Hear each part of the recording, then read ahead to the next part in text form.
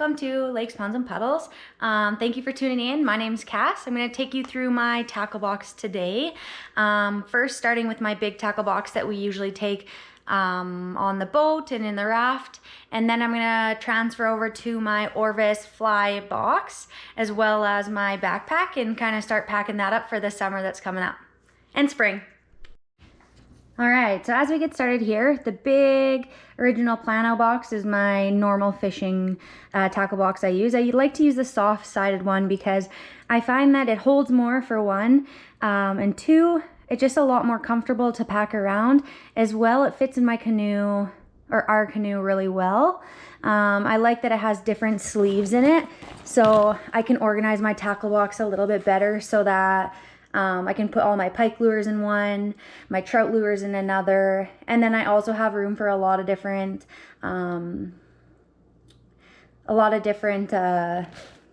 leaders and swivel hooks and all that. All right, so I just finished opening up and emptying out my tackle box. So this is what I was talking about how I believe that the soft-sided tackle boxes can just hold a lot more.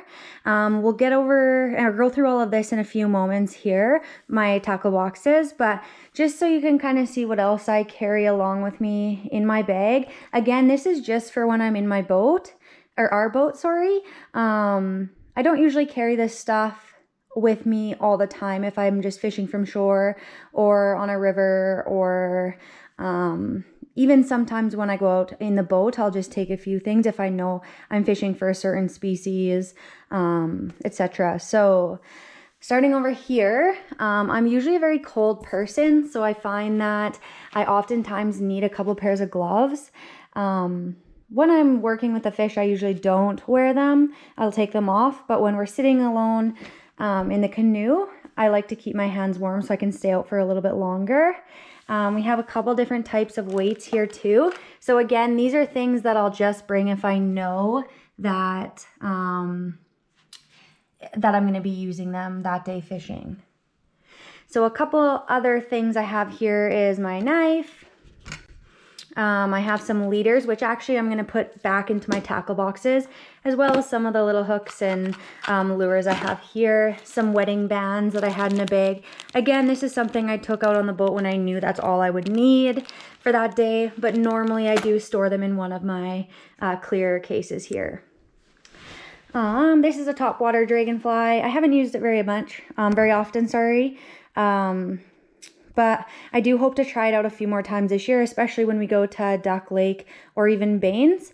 I find Duck Lake we've had better and bigger fish, bass fish, so I will probably try it there the most. But yeah, I'll let you know how that goes. This is our Dipsy diver. So a lot of you guys probably know Weston and I only have a canoe. So we don't have downriggers on our canoe, obviously. So this is the closest we've got to be able to get our hook to go a little bit deeper. Weston lost his already, but I'm still holding strong onto mine. And I find that it actually does get my hook a lot deeper, which can be super beneficial if we're going for bigger trout especially. We have some O-rings here. Again, great for bass fishing. We oftentimes will rig up a worm, and then it honestly just gives it that nice lifelike movement.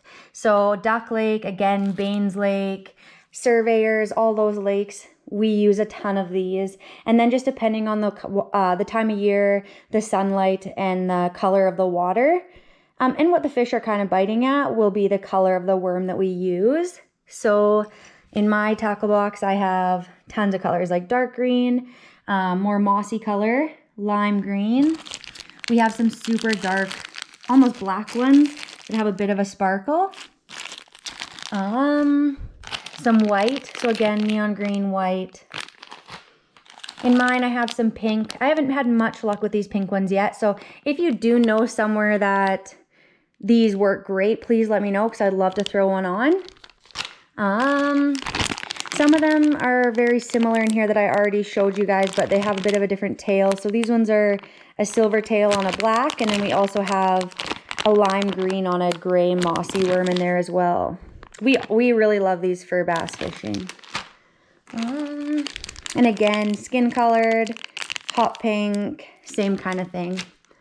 We bought these to go carp fishing on our mini moon that we had last summer. We didn't really use them a lot.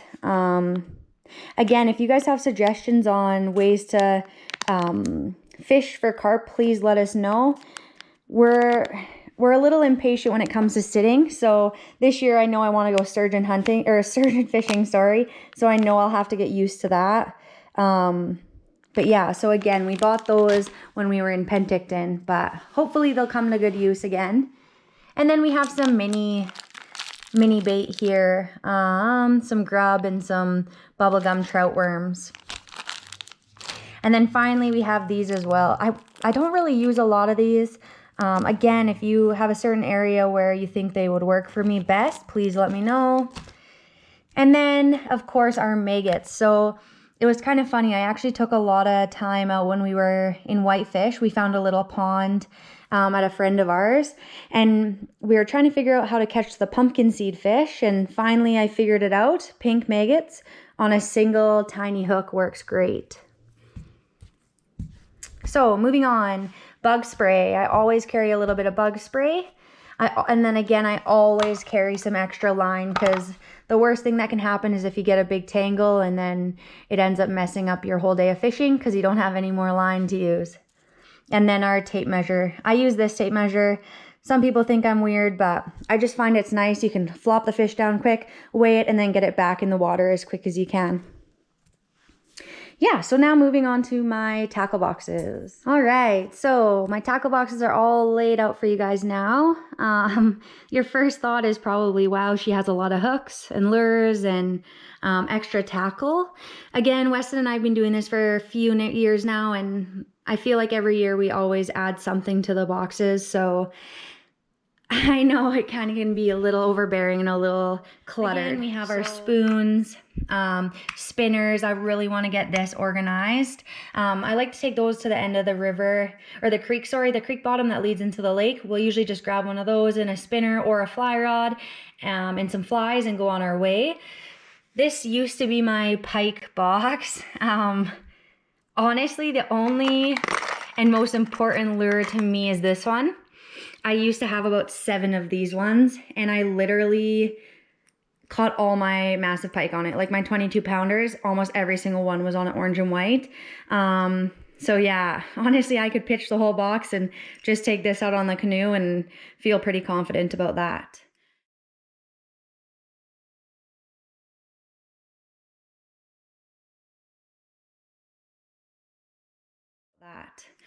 So yeah, I will go through this and I will show you an organized picture and maybe a little short clip at the end. This is another extremely obnoxious lure, but again, like it's pretty fun to get out there. It weighs your rod down right away, but when you get a fish on it, it's even better, even more weight down. So yeah, we'll go through that. We got some hockey sticks in there for trout, which again, I need to organize my boxes here. This one is most of my bass stuff. So again, we use mostly worms. Here's one here. I should organize that.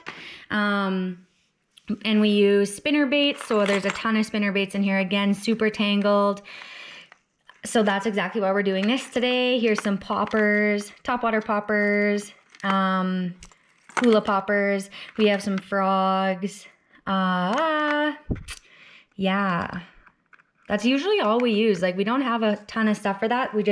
We find stuff that works and we stick with that. This one is a lot of my jig heads.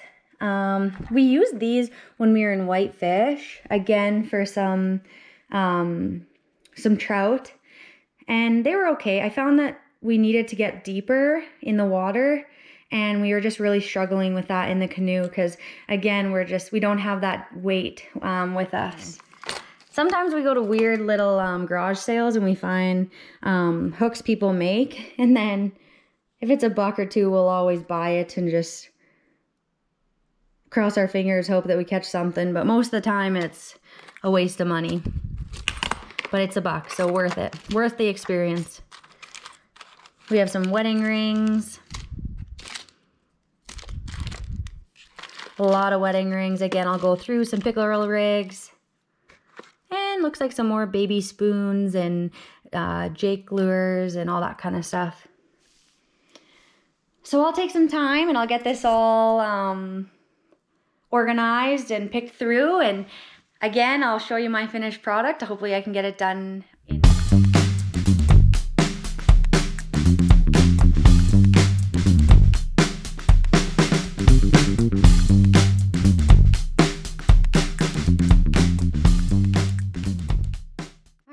So I think I have it all just about organized here.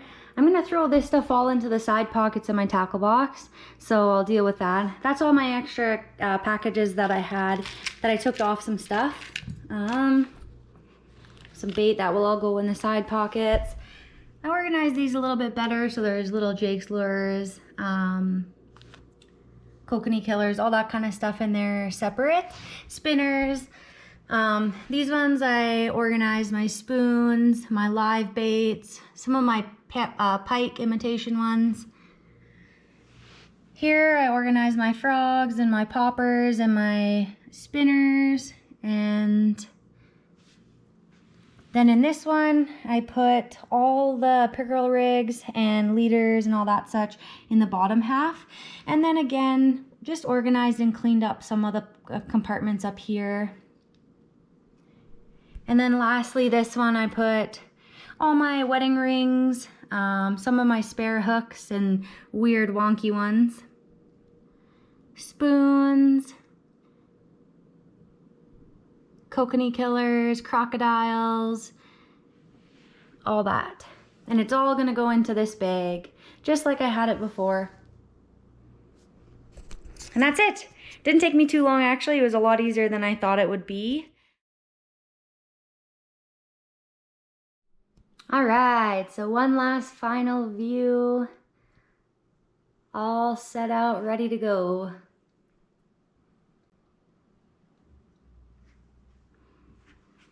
As you guys can tell, I'm kind of type A. So that's that. Next box will be Weston's. And again, hopefully we can give you guys a little look into our fly fishing stuff in this video, and if not in this video, for sure in our next video. We'll let him decide once he gets home from work today. But yeah, thanks for tuning in.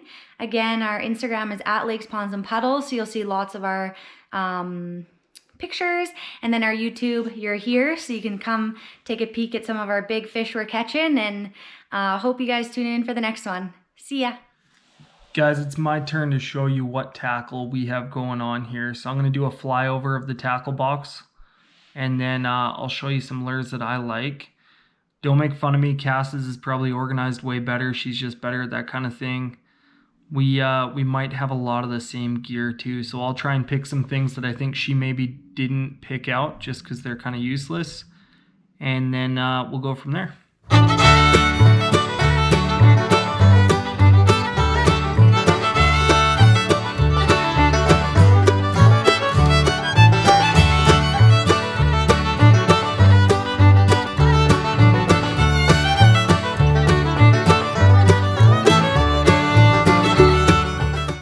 First thing I wanted to show you is probably the worst lure I have in my box. Actually, it's probably the worst lure I've ever fished with, I've ever bought, and yet for some reason I keep it because it looks kind of cool. It looks like, man, this thing should really have some crazy action, should attract all kinds of fish. No, it just drags on top of the water sideways, no action. Like, it looks like it should dive in and go down. It doesn't. Sits there, drags, nothing happens. We bought this at Candy Implements, which has some of the coolest fishing lures because they have some stuff that's 30 years old. This is one design that I don't think it can be fixed. I might run a drill through the bottom here, maybe in a couple places, and see if it just changes the weight of it or changes and gets it to sink somehow. But otherwise, I might throw this one out or hang it somewhere just because it's not very useful. My number 2 pick for this video, I don't know if you guys have seen one of these before. Has some noise inside of it. It's called the Fat Fish. Hopefully you guys can see that. It's got a massive diver on it, and this thing has insane action. We probably, on our trolling motor, we troll it at a speed 2 to 3. It wobbles insane. Pike have bit at it. It's another one we found at K&D Implements in Cardston. It was in like a crusty, old, faded box. It's probably 30 years old. It's probably older than I am. It's what the guy working at the counter said. But this is one of those cool finds that you can only find at a place like K&D because nowhere else will keep stuff this old on the shelf. Up next, we have this little mouse-looking spoon. It's supposed to spin like this. Sometimes it binds up, doesn't spin. It's weedless. It's another one of those things that I don't think it's worth $1. I fished it one time. I thought it was stupid. Never had a bite. It was a pretty good fishing day too. This is another one I'll probably keep, but I don't know if it's worth keeping in the tackle box taking up space. Me and Cass have recently, in the last couple of years, gotten really into bass fishing. So we found a couple bass lakes we can head out to in BC, which is only about 2 to 3 hours away from us. The first thing we realized we could catch bass with, spinner baits. So we bought a bunch of different spinner baits. There's also nothing like catching bass on topwater stuff, so we've bought some frogs and hula poppers. Hula poppers are insane fun. I think the biggest bass I caught was on a hula popper. I think Cass's was on a worm though.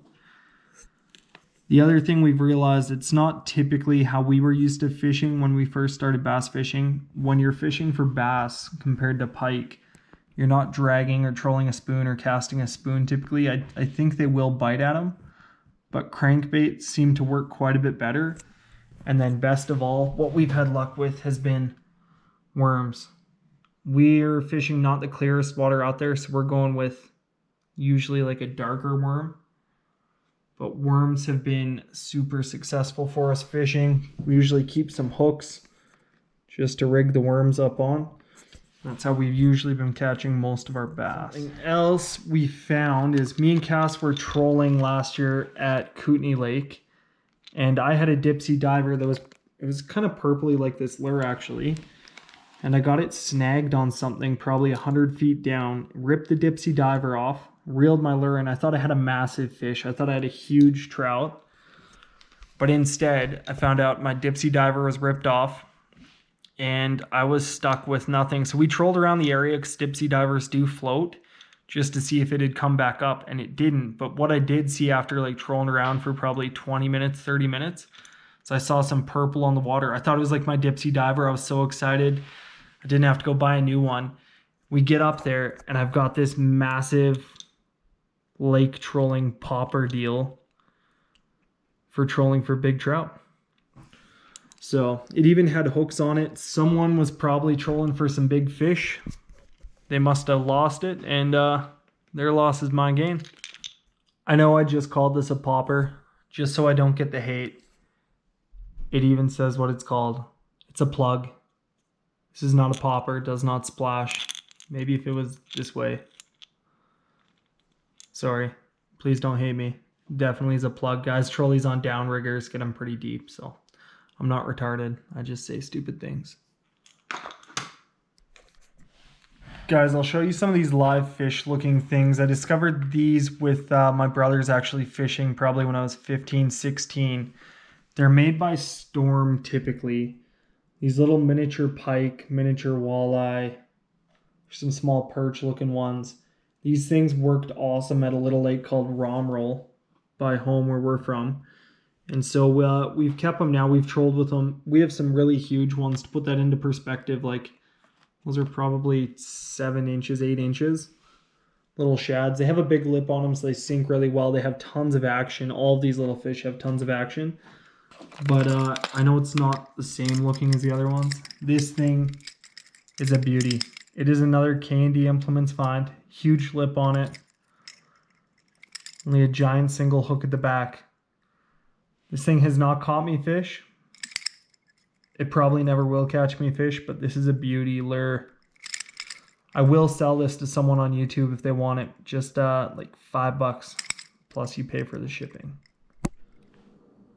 Guys, I'm going to show you one last lure, and then I might show you a video of some plastics that we fish bass with. But if there was only one lure to keep out of all my tackle, I think me and Cass probably would say the same thing, because it's caught all of our big pike.